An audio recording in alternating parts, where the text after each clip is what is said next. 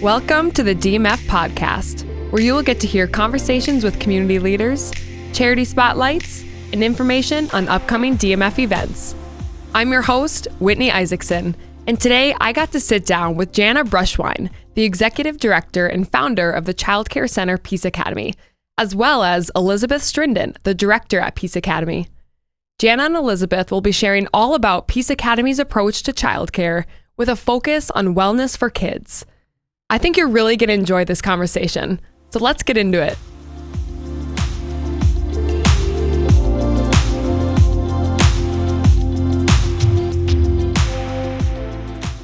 All right, welcome to the DMF Podcast, Jana, Elizabeth. We are so excited to have you guys again, sitting down with us again for episode 2. Welcome. Thanks for having us. Yes. Thank you. I love it. We got all the energy going. We're flowing. We are ready. So let's chit chat a little bit about what you guys are most passionate about with Peace Academy. I'm dying to hear. I am so passionate about the way that Peace Academy is really strengthening the whole field of early childhood by not only serving kids and families at peace, but offering through our parent education opportunities for parents, community members, other child care workers, really to uplift and help the community see and know how vital it is to our workforce, to how our families function, to the success of our kids when they leave childcare setting. Mm-hmm. I got to experience Peace Academy first as a parent. The first year they were open, I was teaching in the public schools, and my oldest son attended Peace Academy. So I got to experience it as a parent and see this is what we're missing, and I got to jump on board. So now in my role, now I love that we get to embrace the whole family. Sometimes being a parent is very difficult. It has a lot of challenges. It has a lot of celebrations, and it is so fun to really embrace the whole family, get to know the siblings, help support parents, celebrate times that need to be celebrated, and really embrace the whole family. Yeah. Well, let's dive a little bit more into that, because your guys' mission is very special. You get to nurture children, you get to enrich parents, you get to strengthen the community, but there's so many parts of each one of those. So can we talk a little bit about each one of those? Absolutely. Nurturing children is our whole reason for existing. We know that kids who feel safe, loved, heard are really at their best capacity to learn, to manage feelings. And considering the kids that we serve have only been on the planet for a very short time, it's not that perfection is required. It's that can we put really great models in front of them?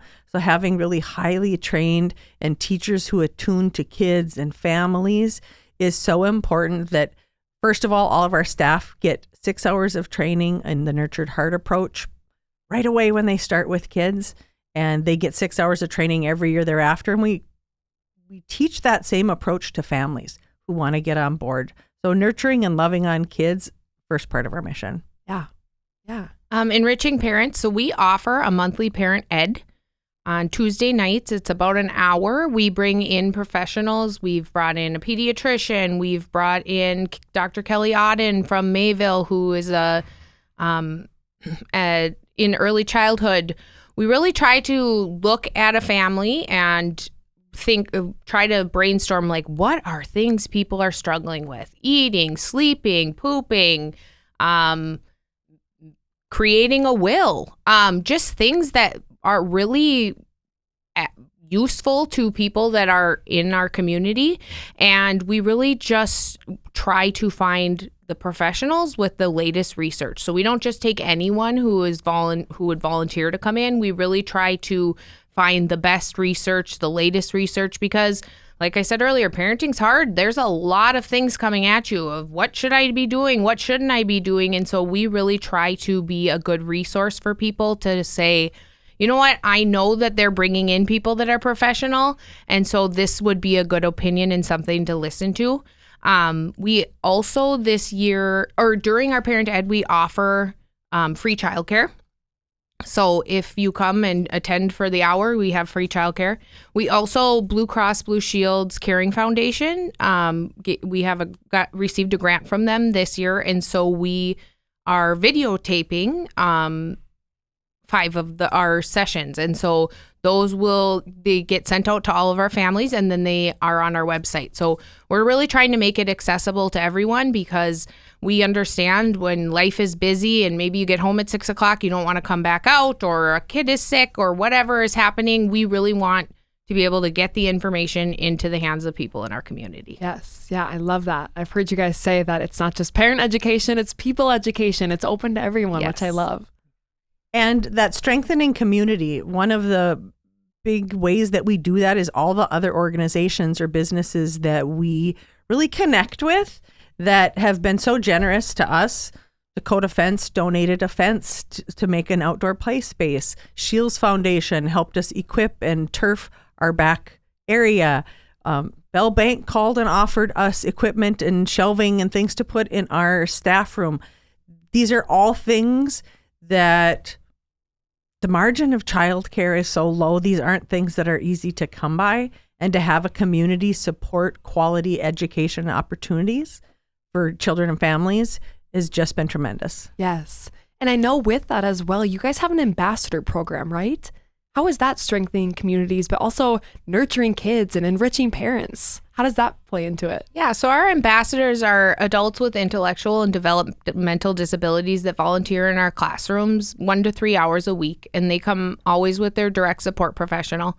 They are really in our classrooms just to build relationships with kids. A lot of preschoolers, kids in general, don't have a lot of exposure to people with differing abilities, and so we have seen that this is a really underserved part of our community, and the relationships that are built are amazing to see. Some of our ambassadors, like one loves to play the train table, one loves to draw a black marker on black construction paper, and these adults age out of high school at the age of 21, and then we have a lot of great people in our community that are providing services and work, but it's not always, how do we find meaningful work and meaningful relationships and really places where they can be leaders?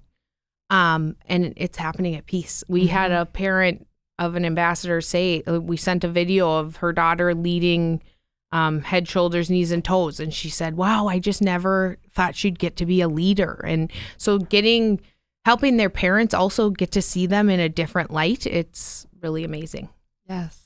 And go ahead. And the effects of that ambassador program, we now know, are lasting through the years. We had a parent of an ambassador say, I was with my child at a pool in Fargo, and I looked over, and Jeremy was surrounded by young kids. And I thought, what's going on? And went over to find that these kids said, you were our ambassador.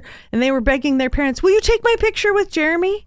And she said, it just warmed my heart. We long, all of us as parents, for our kids to find a place to be appreciated, to be loved, and that he made as big an impact that kids years later still remember and want to be in contact with him. We have another ambassador who's a pen pal with a family who moved away. So we know this is having lifelong impact on the kids and families that we serve. Yes. And I know that all these ambassadors come from different partners, community partners, which is a vital piece as well. Yeah. We work with Red River Human Services, CCRI, VTC, Ann Carlson, Easter Seals. It's so fun to be part of a community that when we collectively work together, how we can really enhance the life of these individuals. For sure. Yes. Well, another thing I love about you guys is you have a very special emphasis on health and well-being for kids with your unique approaches to faith, to food, diet, sleep, all the things. Can you guys share about what those focuses are? I think universally parents say feeding their kid is a challenge. Kids can tend to be picky or discriminating in their eating choices. So our commitment when we opened Peace Academy is that we were going to serve as many whole foods, be free from artificial dye, and really have the best practice. And we worked with Carly Fromke of Insight Eats. She was a parent at the time and generously shared with our staff just even how we approach and how we speak about food. Not talking about, well, this is a healthy food, this isn't a healthy food, you can't eat that till later, but really talking about exposures. So whether it's snack time in preschool or if it's the noon meal, really honoring. And one of the things she shared with us, more than what you serve, it's what the atmosphere is and who's at the table with you. I even took that to heart as a parent, that how we honor that mealtime conversation. And so we do things to kids like, we're going to have red peppers. And do you think this will be savory or sweet? Do you think it's a bit mushy or crunchy? Creating curiosity and even tolerance of it on a plate are some of the things we hear from families that they're noticing in their children's eating at home. And then there's always all of our food scraps go to Harvest Hope Farms, and they are so generous. They send us videos that show the pigs eating up the peels and the things. I love the it. kids love it. Yes. So. Oh, and then the kids get to see those videos? Yes. Oh, that's so fun. I love it. Yeah, we do hear that from parents a lot, that I think it's kind of traditionally, I guess I was traditionally raised of like clean your plate, and we really don't do that. We do like, can you put a tooth dent in it? Can you kiss it? Like really getting kids to just explore and, like Jana said, tolerate. It's really, parents love like, oh, well, now when we go to grandma's for dinner, I'm not having to pack a separate dinner for him. I'm not having to, ask if we can have just a peanut butter sandwich for her on the side. Like she is now able to sit down at the table and find parts of this food that she likes, and what she doesn't like can sit on her plate and be tolerated. And that's life-changing, really. And we taught kids to dissect your meal. Like if you're served something on a bun and you don't like the cheese on it, what do we as parents do? Oh, here, let me go get one that doesn't have cheese, or you're scraping and dabbing. Teach your kids to do it. To use the knife, the fork, the spoon, scoop off the parts you don't. You can put them in a pile on the edge of your plate, empowering them to be in control of how they do that. I think we give so much emotional energy to their eating that sometimes just removing that and letting kids be a part of the prep, deciding when and how much, is really important. Yes, totally. I know another emphasis that you guys have that I specifically love is how you guys deal with technology. We live in a world where there is so much distraction, endless information. There's a lot to process, especially for a developing kid. So can you guys talk about what you guys do with your technology, how you implement it, but why does that matter for a developing kid? So as a whole in our program, every classroom has a TV, but it's maybe turned on once or twice a month. I referenced a video of the animals eating food. We sling that to a TV for kids to see it. It has a real purpose. It's not ever meant to be the babysitter, the pacifier, a time filler. We can sing the action songs that we see that are on TV. We can just sing them and lead them ourselves. It's not always perfect, but so much more interactive, and really focusing on giving kids the people skills so that they're really interacting and socializing with kids in front of them. How do you approach a new friend? We somehow think these new to the earth people have friend making skills. No, they need to be taught the steps in that. We go up, we say our name. May I join you? Is there room for me? What if they say no? It's okay to feel sad and disappointed, but really teaching them how to engage with friends and eliminating all that filler of screens. Yeah. So are you guys almost 100% screen free, would you say? Yeah, kids don't have access to tablets or anything. The television is used only by the teacher. Once in a while, there might be a holiday where we'll show a 20-minute video of something, but it's really limited. And in our Nurtured Heart Approach classes, we really talk about to parents that kids will use big behavior to get your attention. And what they're most honestly competing for is to get us to put our phones down. We don't hear the whisper. We don't feel the little poke. when our faces are consumed with our computers and with our phones. And so sometimes our kids' behavior is not necessarily them being naughty. They're longing for that connection. So can we limit ourselves to be more available? Yeah. Yeah. What impact do you guys see within the childcare center of Peace Academy with limiting screen time? Do you see different behavior changes? So as a parent, like I said, my son went that first year. I saw he was the first child who we did everything. We entertained him all the time and made sure that he had things to do all the time. And after starting at Peace, we saw a lot more independence of independent play and really managing his own emotions of what do you do when your sister comes over and crashes your Legos? Instead of just screaming at her, what can you do? Where could you play with your Legos so that your sister can't get them? What sort of toys, really doing that self-management. He really developed those skills from really playing and having time with peers and having it modeled to him. Yes. Yeah. And I do a shout out. That is our highly qualified staff that really know how to break down those skills that a kid needs and model it and give them multiple opportunities to practice it. And when things don't go well, that's just another opportunity to learn. It's not to be avoided at all costs. This is their time to learn those peopling skills. And our staff is really great at doing that. Yes. Yeah. I mean, I'd agree just from watching from afar is just learning how to teach kids how to navigate emotions, to deal with emotions, to not have the pacifier screens that just are the easy fix, but it's in turn helping kids build that resilience, get to those points where they can call out their emotions. It's okay to feel them, but then work through them. Right. And helping give parents tools so that they know when they're in Target and their kid totally is flipping out. What's our first instinct? The fast and furious way? Hand them the phone, turn on Bluey. Woo, crisis avoided. But we're also taking away the opportunity for kids to learn how to feel. When we feel a big feeling, it bubbles, it brews, it hits a high and it comes back down. So often we're interrupting or not allowing kids to fully feel that. And now is the time. It's still pretty appropriate for a 3-year-old to do that. But we sometimes have teenagers that have been so always saved in that moment. The only thing they know to do with their big feelings is to grab a screen.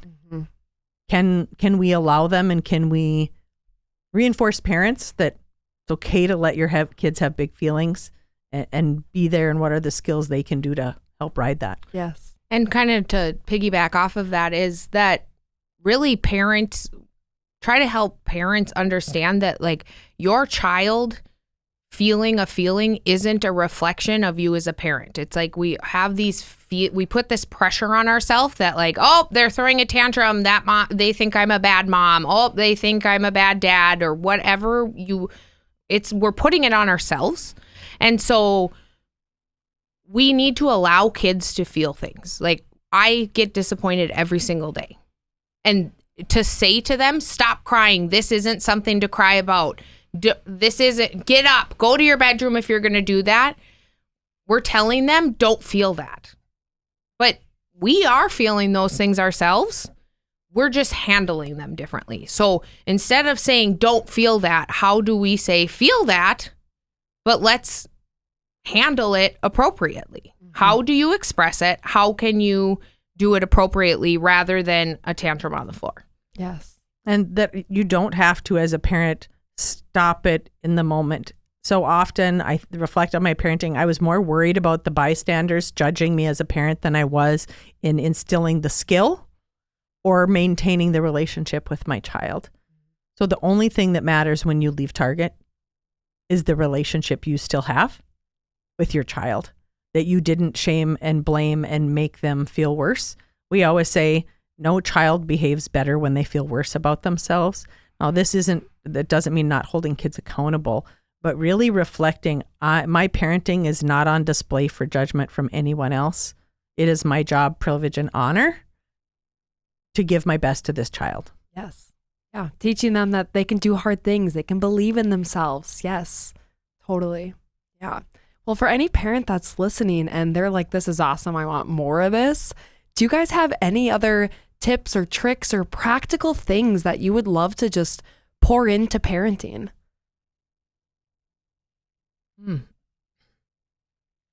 So the phrase that comes to mind for me is how we speak to our children becomes their inner voice. We all have that little inner voice inside.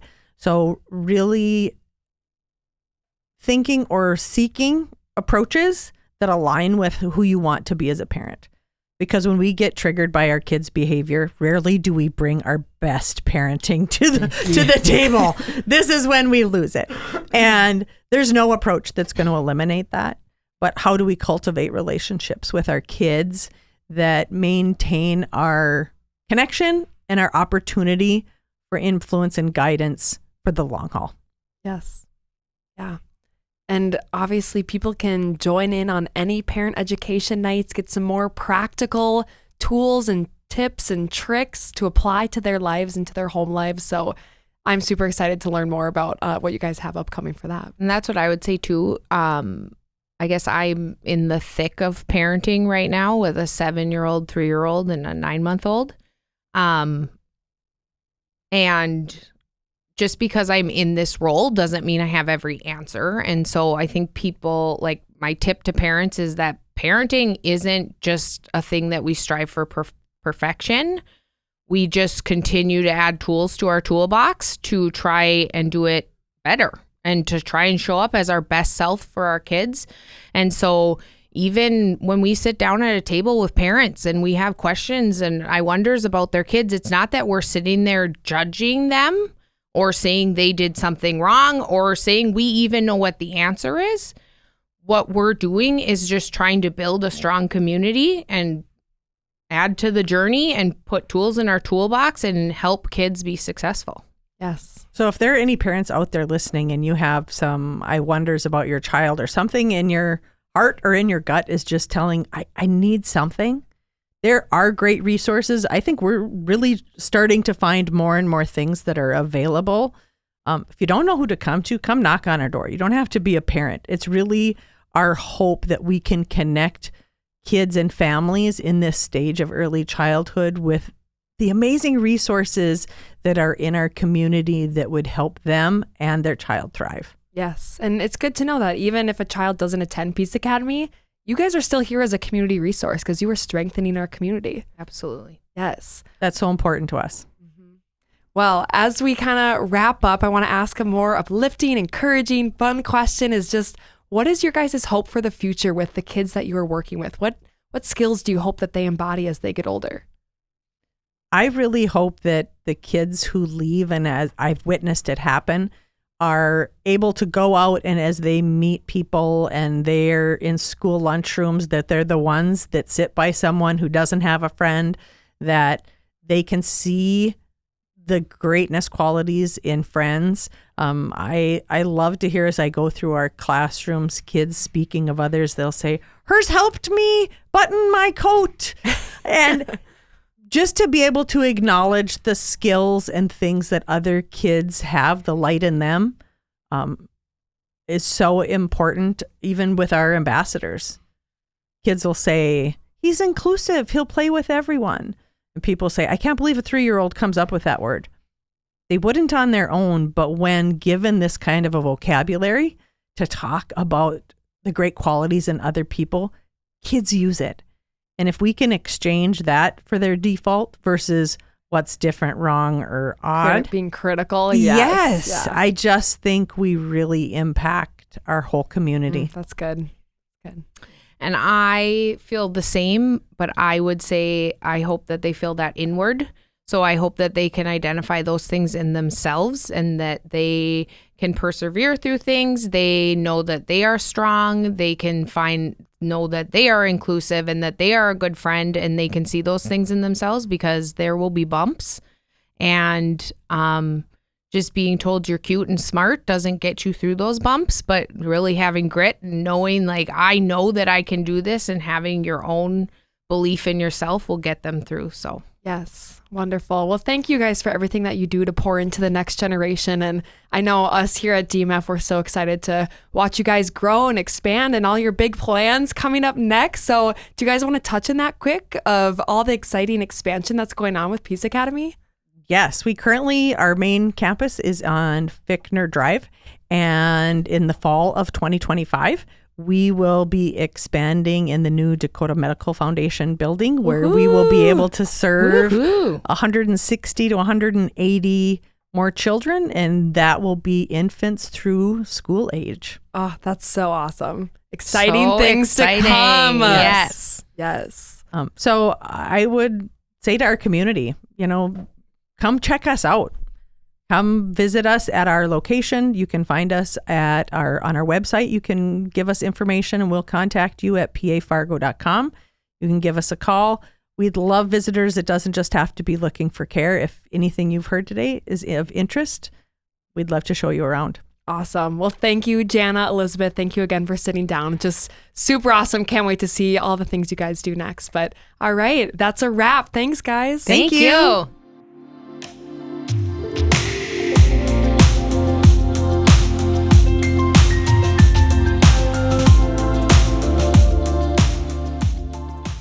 What a great conversation with Jana and Elizabeth today, learning all about how Peace Academy nurtures children, enriches parents, and strengthens the community through their work.